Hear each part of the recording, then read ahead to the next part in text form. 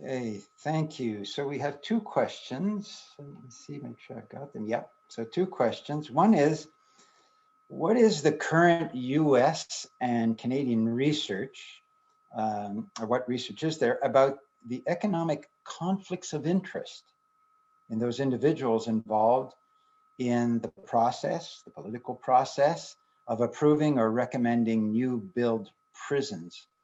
So is there any research in that area? Maybe we go to you, Laura, to see what you might know in that regard.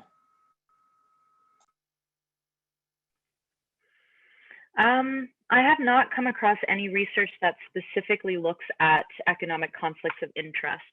I'm just trying to understand. I think this question is perhaps suggesting that there is something going on behind the scenes that the general public is not aware of, where there are economic benefits to somebody who has a vested interest in building prisons. That is certainly an idea. From what I know, from what I've come across, there is no concrete research that has been conducted into this.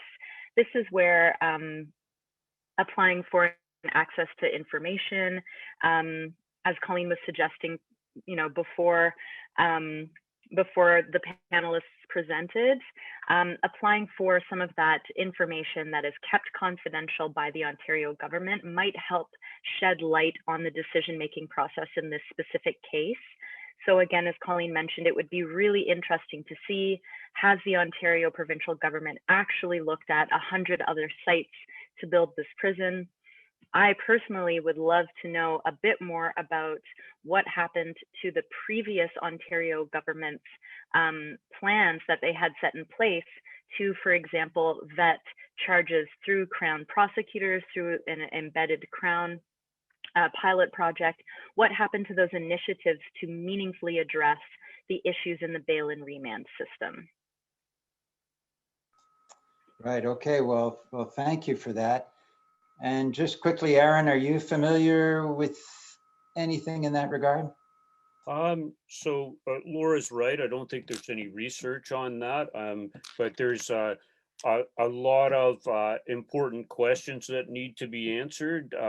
There's a complete lack of transparency about the recent decision to, the plan wasn't to build a smaller separate jail in Kemptville until the new government came in.